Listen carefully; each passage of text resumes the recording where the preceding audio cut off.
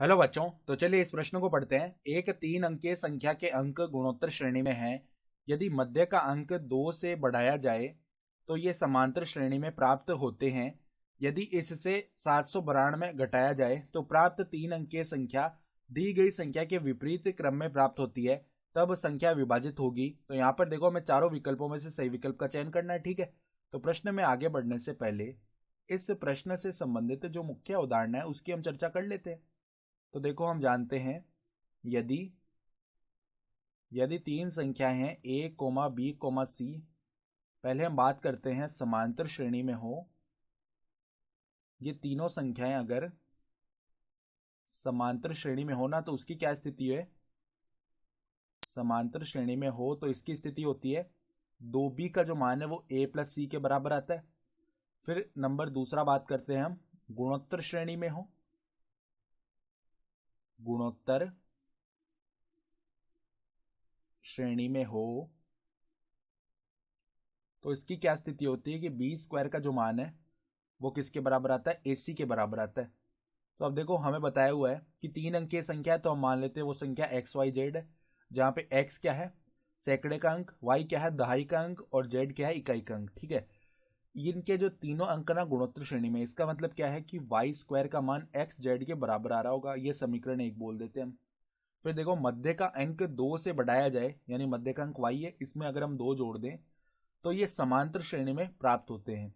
यानी कि x coma में y प्लस 2 कोमा में z, ये तीनों समांतर श्रेणी में होंगे। तो जो मध्य पद है उसका 2 गुना करेंगे। तो मध्य पद y प्लस 2 गया, इसका 2 गुना किया तो ये अन्य 2 पदों के योग के बराबर आएगा, यानी x प्लस जेड के। इसको हमने समीकरण 2 बोल दिया है। सही है। अब देखो, यदि इससे 792 घटाया जाए तो प्राप्त 3 अंकीय संख्या दी गई संख्या के विपरीत क्रम में प्राप्त होती है। तो इस संख्या में से अगर हम 792 घटा देंगे तो जो हमें संख्या प्राप्त होगी ना, वो ये जो अंक है ये विपरीत क्रम में प्राप्त हो जाएंगे। तो देखो, कोई भी हमारे पास 3 अंकों की संख्या है तो उसको हम क्या लिख सकते हैं? देखो, जो हमारे पास सैकड़े का अंक है उसको हम 100 से गुणा करते हैं तो 100x। फिर जो दहाई का अंक है उसको हम 10 से गुणा करते हैं 10y। और जो इकाई का अंक है उसको 1 से गुणा करते हैं तो z। ठीक है, अब ये तो पूरी संख्या बन गई। इसमें से हम 792 घटा रहे हैं तो ये किसके बराबर आएगा? यही संख्या लेकिन विपरीत क्रम में। तो क्या हो जाएगा? 100z प्लस में 10y, तो ऐसा ही रहा। और देखो यहाँ पर और क्या आ जाएगा? देखो, जो विपरीत क्रम का मतलब क्या है कि ये ZYX इस रूप में आएगा। तो 100z और 10y और प्लस में आ जाएगा x। ठीक है, इस क्रम में आ गई ये संख्या। तो देखो, 10y से तो 10y हो गया 0। सही है। और देखो, हम इस तरफ लेके आएंगे पदों को, तो 99x हो जाएगा, माइनस में 99z हो जाएगा, बराबर में 792 आएगा। ठीक है, 792 है ये। तो अगर हम 99 को उपनिष्ठ ले लेना तो हमारे पास x माइनस जेड बचेगा। इसका मान किसके बराबर आ जाएगा? 792 के बराबर। तो अब देखो, 3 से विभाजित करेंगे, 99 हो जाएगा 33 बार, और यहाँ पे 792 है ना, ये कितनी बार हो जाएगा हमारा? 2 आएगा। फिर 2 चंग 18, 1 हासिल, और 2 चौक 12। फिर वापस क्या होगा? 3 से विभाजित करेंगे, 11 बार हो जाएगा। और ये कितनी बार हो जाएगा हमारा? 88 बार। फिर 11 से ये 8 बार विभाजित होगा, यानी कि x माइनस जेड का मान क्या हो जाएगा? 8 हो जाएगा। सही है, इसको हम बोल लेते हैं एक बार के लिए समीकरण नंबर 3। ठीक है, अब हम क्या करते हैं? देखो, समीकरण 2 को हम ऐसे भी तो लिख सकते हैं x प्लस जेड बराबर में 2 गुणा में y प्लस 2। ठीक है, तो हमने क्या किया? समीकरण 2 का स्क्वायर किया माइनस समीकरण 3 का स्क्वायर किया, ये कर रहे हैं। तो देखो, x प्लस जेड का स्क्वायर माइनस में x माइनस जेड का स्क्वायर बराबर में, देखो यहाँ पर क्या बनने वाला है? अब यहाँ पर 4 गुणा में y प्लस 2 का स्क्वायर माइनस में 64, मतलब 8 गुणा 8 64 हो जाएगा ना। तो अब देखो, ये वर्ग खोल लेते हैं, एक्स स्क्वायर प्लस में जेड स्क्वायर प्लस में 2xz माइनस में x square minus Z square, और माइनस माइनस प्लस का 2xz आएगा, बराबर में देखो यहाँ पर 4 गुणा में, यहाँ पर अब देखो ध्यान से, क्या पद है? y प्लस 2 का स्क्वायर माइनस में 64। तो यहाँ पे एक्स स्क्वायर से minus x square, Z square से माइनस का जेड स्क्वायर, ये तो शून्य शून्य हो गया पद।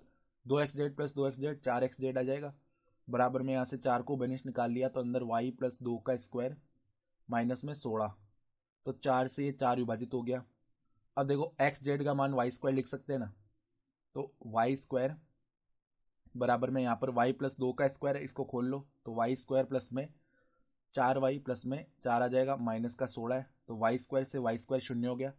यानी 4y का जो मान है ना वो किसके बराबर आएगा, देखो 4 माइनस 16 माइनस का 12, ये इस तरफ आया तो 12 बन जाएगा इसका मतलब। यानी y का जो मान है ना 12/4 आएगा, जिसका मान क्या हो जाएगा 3 हो जाएगा। तो y का मान अगर 3 आ गया तो यहाँ से देखो एक्स जेड बराबर में आ चुका है 3, सही है, क्योंकि 3 नहीं एक्स जेड बराबर 9 आएगा ना, क्योंकि y का स्क्वायर है तो एक्स जेड बराबर 9 आ गया है। फिर देखो यहाँ पर हमें एक समीकरण में ये भी पता था y का मान जैसे हमें मिला तो x प्लस जेड का मान देखो क्या मिलेगा, 2 गुणा में y प्लस 2, यानी 2 गुणा में देखो 3 प्लस 2 कितना हो जाएगा 5, तो 2 गुणा में 5 ये 10 बन गया ना, सही है। और देखो यहाँ पे x प्लस जेड का मान 10 है, x माइनस जेड का मान 8 है, तो बस यहाँ से इन दोनों समीकरणों को हल कर लो, इसको समीकरण 4 बोल लो, समीकरण 3 प्लस समीकरण 4 करेंगे तो माइनस जेड प्लस जेड तो हो गया 0 और x प्लस एक्स हो गया 2x बराबर 10 प्लस 8 हो गया हमारा 18, यानी x का मान कितना आ जाएगा 9 आ जाएगा।